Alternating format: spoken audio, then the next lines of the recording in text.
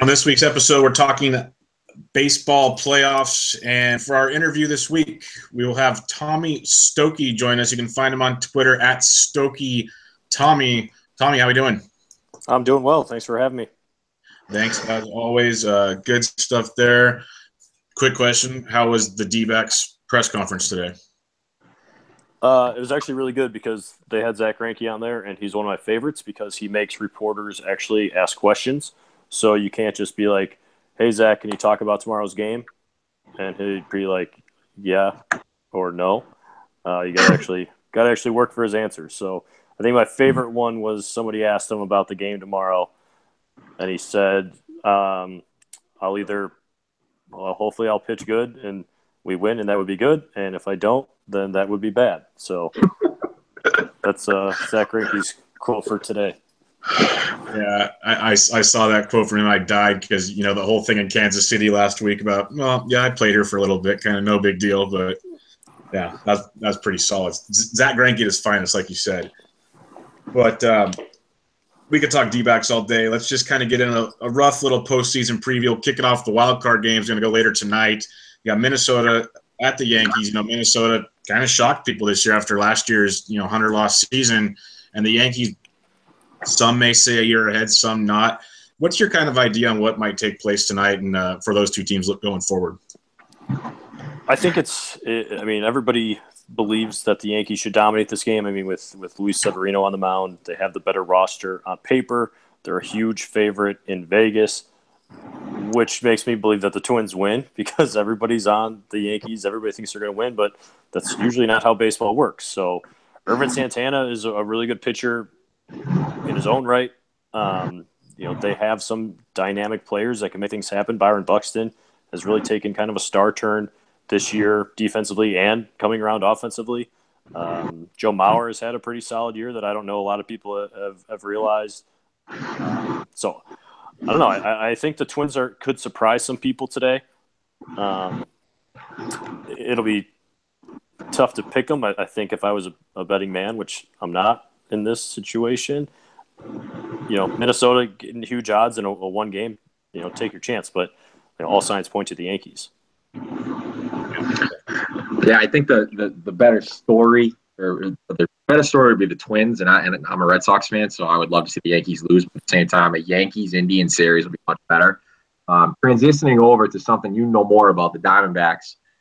They're at home versus the Rockies. Me and Bubba have been kind of all over the Diamondbacks for the last month and a half. And I think the only thing standing in their way is how good John Gray's been lately. What are your feelings on this series, and who do you think takes it?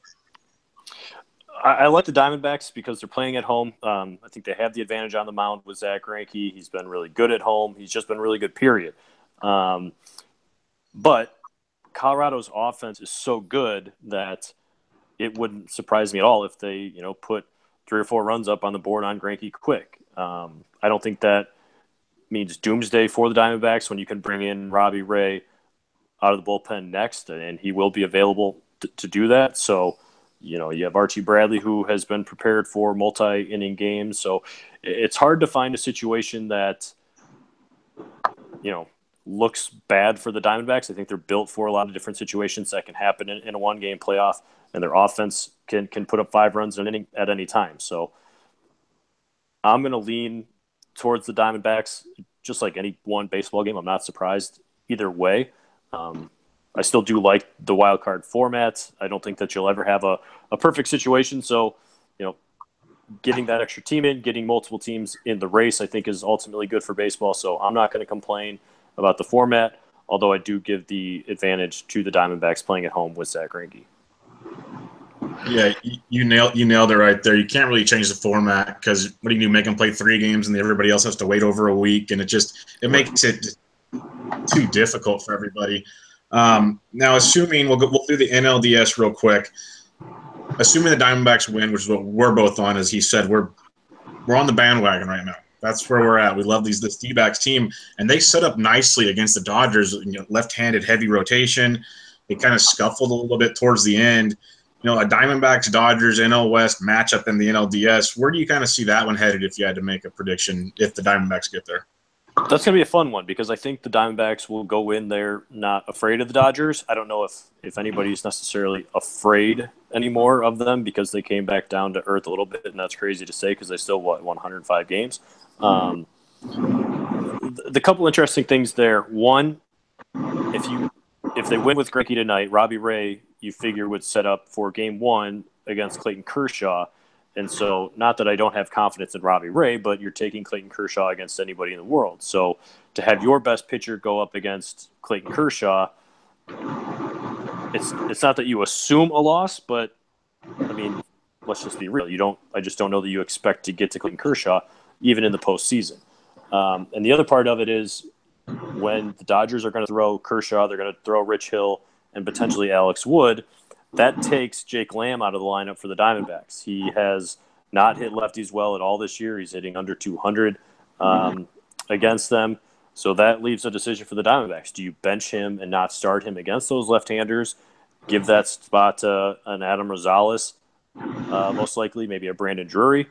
Or do you say, I'm riding with my all-star who helped get me here? That's something that they've done for most of the year, but you can't really worry about feelings at this point. You have to put the best team out on the field. So the Dodgers can kind of neutralize one of the D-backs' best players in Jake Lamb. I think that'll be an interesting storyline to watch there if this happens.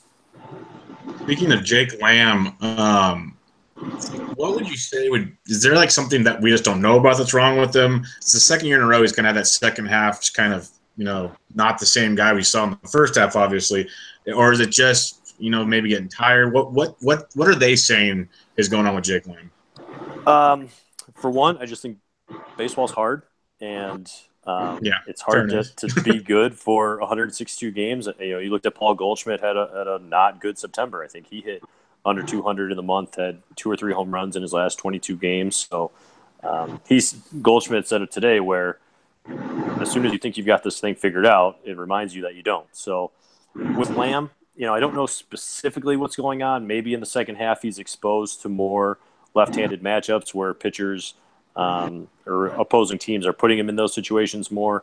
I don't know. I just think he's still a young hitter, and he's still trying to come into his own. Maybe not quite at his prime yet, or at least just entering it. Or maybe that's just who he is. He's a really good hitter against righties. He's going to struggle against lefties, and that's that. But they would say, look at his 100 RBIs, look at his home runs. They'll take their chances. Yeah, Goldschmidt batted 171 in September, which I didn't even see that, but I'm just looking at it now. I got one more on the Diamondbacks because this is my guy, is Torey Lovullo, and I would have fired Farrell right away for him.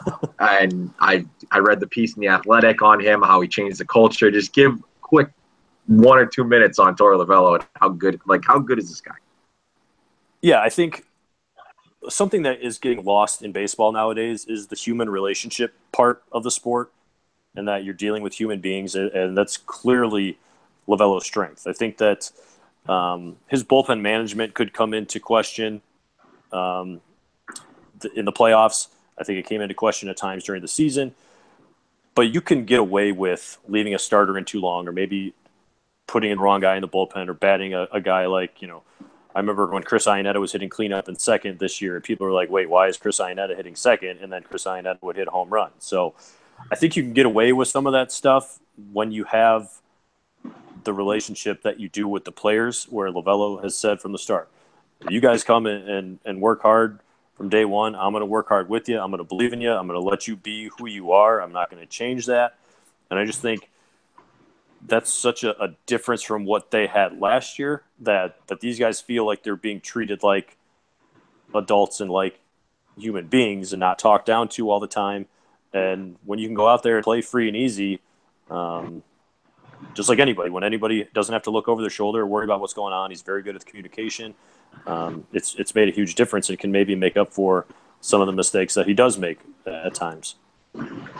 Yeah, it's sort of a prerequisite for me every time we talk about Diamondbacks to talk about him, because that's my guy. But let's transition to the Cubs and the Nationals. This is a very interesting series because we have probably the two best pitchers for each team, when Scherzer and Arrieta, depending on how you talk about Quintana and how he's been in the last month or so. Both of them might not be able to go to Game 3.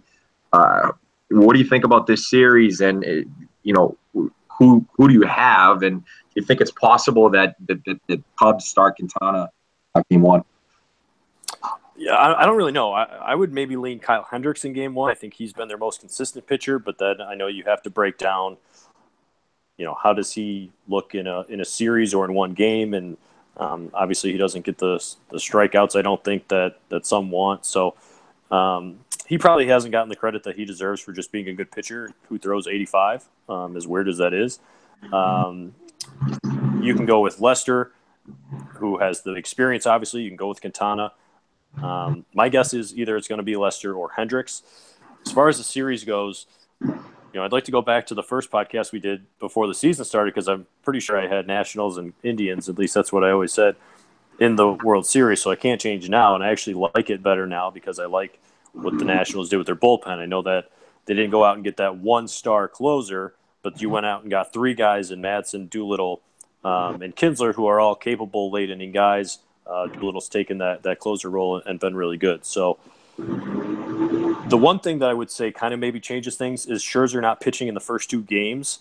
I would have said the Nationals are going to go up 2-0 and go into Chicago, and being down 0-2 even at home isn't a situation you want to be in. So if they can split at Washington against Strasburg and what I'm assuming will be Gio Gonzalez in game two, then who knows? And Ben Zobrist said it today that we think the pressure is on the Nationals because we know what we can do, and we've seen it, and that's a good point. And the Nationals haven't won a playoff series, and everybody kind of picks them every year, and they don't do it. So I'm still going to pick them. I like their bullpen. I like their starting rotation. Obviously, Bryce Harper, a bit of a question mark, but I think ultimately I like to go with the pitching, and that's why I'm going to take the Nationals in this series. Yeah, you got to like what they did with their bullpen. That was huge. We and many others around harped on how bad they needed to trade for a closer, but they didn't get one. They got three guys to kind of piece it together very, very nicely in the nation's capital. And let's go to the ALDS. You mentioned the Indians, and there's not a hotter team in baseball. They are just insane what they're doing out there, facing either the Twins or the Yankees. Many think, like you said earlier, the Yankees. I have the Indians going to the World Series. You pretty much said you did. Do you see this being a long series, or is it kind of one where the Indians do their thing? Kluber's going game 2, Bauer game 1, which I like. But what are your thoughts? Yeah, my first thought was, are the Indians just are they being too smart or outsmarting themselves by going Bauer game 1? But I actually like it with Kluber on full rest. Even if Bauer, worst case scenario, Bauer gives up 4 runs in 3 innings, you still have a really good bullpen. And then in game 2, it doesn't matter because Kluber's going to throw 12 innings if he has to and be awesome. So I actually like what the Indians are going to do there. I just think the Indians are the most complete playoff team, and that's why I've liked them, because I think once you get to the playoffs, it's just a different animal than 162 games. I think with the starting rotation that they have, with a healthy Carlos Carrasco, which they didn't have last year, with Kluber, plus their bullpen and just how their offense plays, I just feel like they're the team that's built best for postseason success, and that's why it doesn't matter who they play, in my opinion. They're going to be the best team. They have one of, if not the best managers, which makes a huge difference in October. So it doesn't matter if it's the Twins, the Yankees, and ultimately it doesn't matter if it's the Red Sox or the Astros. I don't see the Indians getting beat. Then again, I think if you looked at last year, nobody thought the Red Sox were going to get beat, and then they got swept by the Indians. So, who knows? This game is weird, and that's why I love it, but I don't see the Indians losing.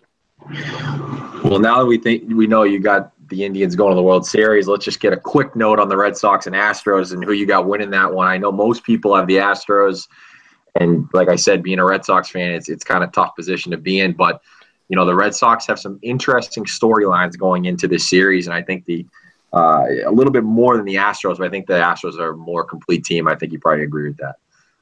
Yeah, but you're the Red Sox guy, so you tell me, are you more worried about the starting rotation after Chris Sale, or can the offense score? Oh, if you don't win game 1, you probably don't win the series, and that's really a hot take coming out here when you don't have your second in the Cy Young Award winning the first game. But I can tell you this, Pomeranz has been very, very good. He's been very, very good, but they haven't announced a game 3 starter yet. So That's really where we're at right now. And David Price is going to be a wild card. It's going to be so interesting to watch how John Farrell screws that whole thing up. Yeah, I think Price could be. Everybody wants to say who's everybody's Andrew Miller, and Price can be that. But the question I have is going to be, can they score consistently enough to even make him relevant? Yeah. If you get to a Price, Kimbrel, I'm sure you feel pretty good about it. But the question is going to be if you can get there. So the other side with the Astros, everybody thought that strikeouts, myself included, thought that strikeouts were going to be a huge problem and scary, but they aren't striking out. I think correct me if I'm wrong, but I think that they struck out the fewest amount of times this year and still hit like the most home runs or something like that. I don't know.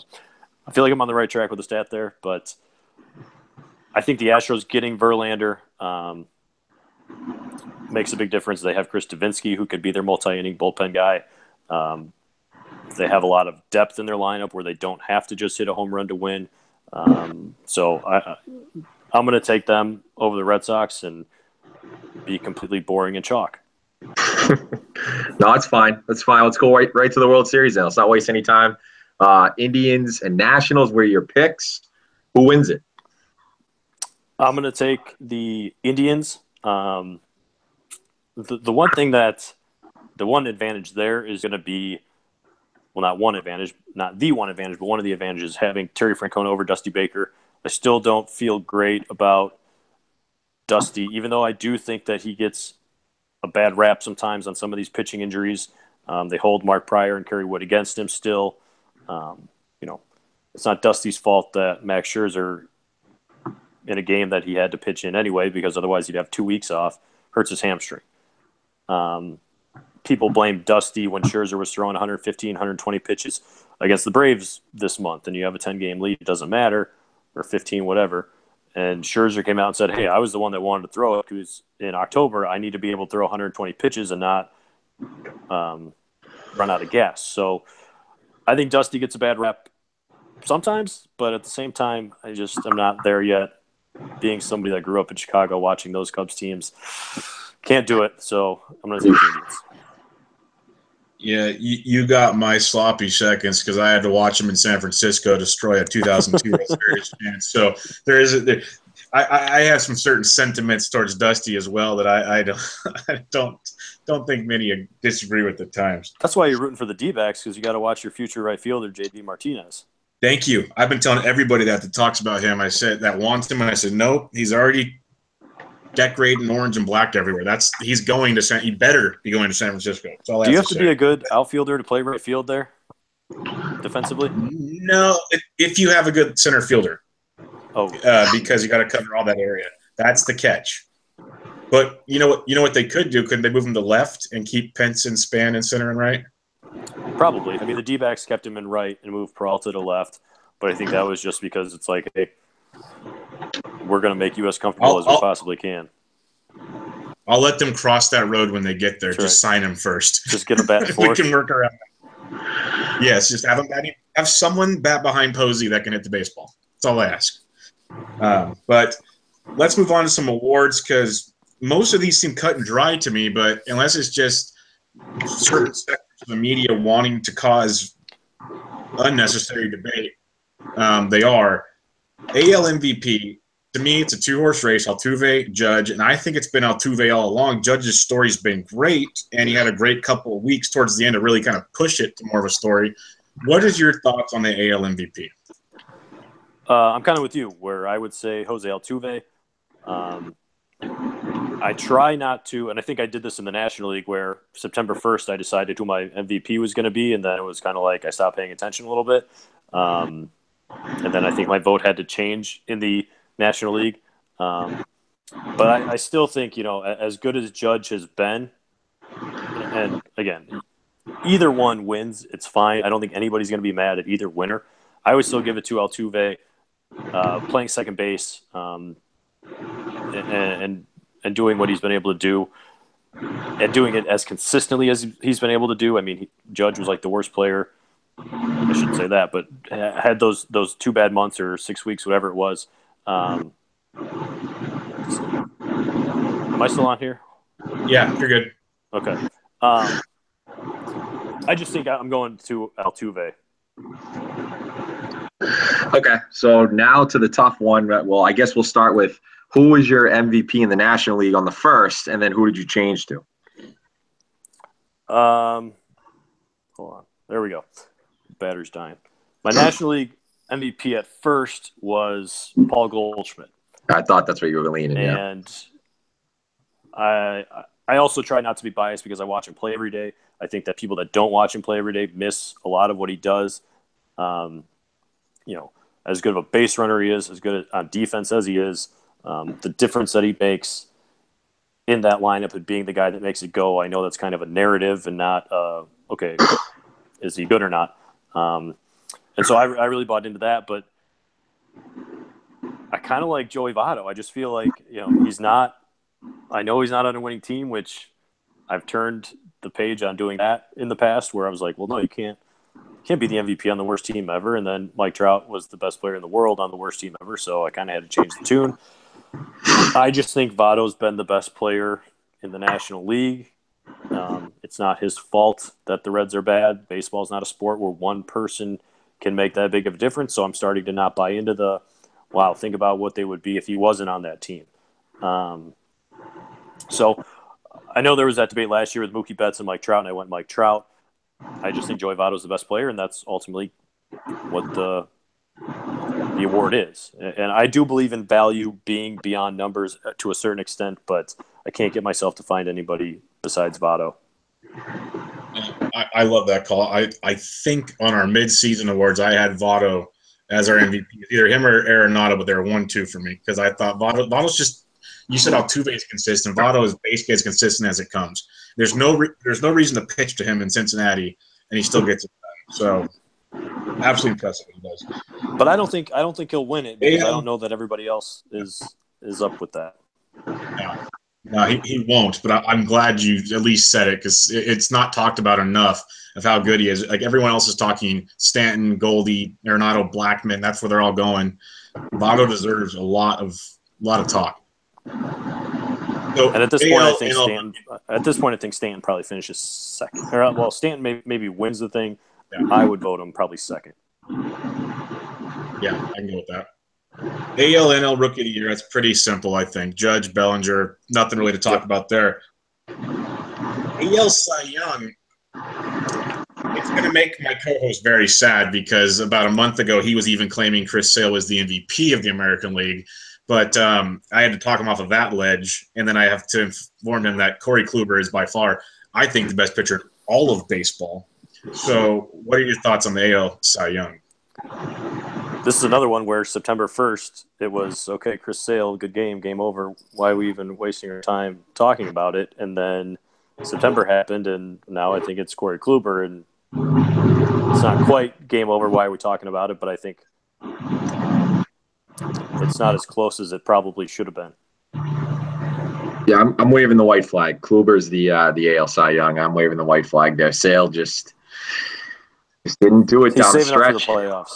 Yeah. Well, I hope so. But he went kind of, if you look at it, he went every other start where it was like no runs, then 5 or 6 runs, and it was just frustrating. But still had a good season. But Kluber's been ridiculous. NL Cy Young, Kershaw got hurt. Strasburg got hurt, but still through 32 starts, I believe. Not Strasburg, Scherzer. And then Strasburg was there too. And then Greinke. I mean, who do you have in the NL? I don't know if it's totally cut and dry. I think it could go either Kershaw or Scherzer. Yeah, I think so too, but I'm going to go with Scherzer. I think there's a really interesting, who your top 5 is going to be if Gio Gonzalez finds his way in there. Greinke's Robbie Ray has been really good for the Diamondbacks as well.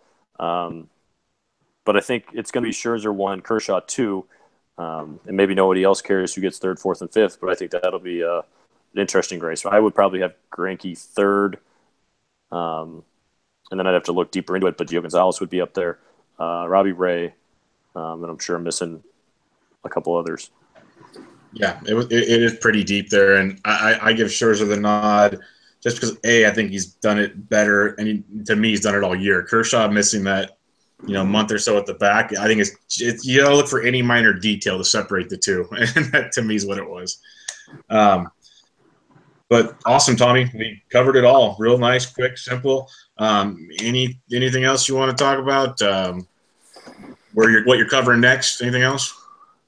That's all I got. I'm just covering the Diamondbacks for Sporting News right now. So they do have like new hot dogs and cheeseburgers and like ice cream specials. So I said on Twitter the other day, I don't know if I want them to go to the World Series so I can have that stuff every day for the next month, or if I want them to lose tonight so I only get it once. But I'm excited about that stuff too. They have new stuff just for the postseason. Yeah, new menu items. Hey, the D-backs, they do they do baseball well this year too. But as far as like fan experience and stuff like that, they've got it down pat. I've had a great time there. But awesome, man. Well, that'll wrap it up. Everybody, you can find him on Twitter at Stokke Tommy. Again, Tommy, thanks for joining us, man. I appreciate it. You got it. Thanks, guys. Thanks, Tommy.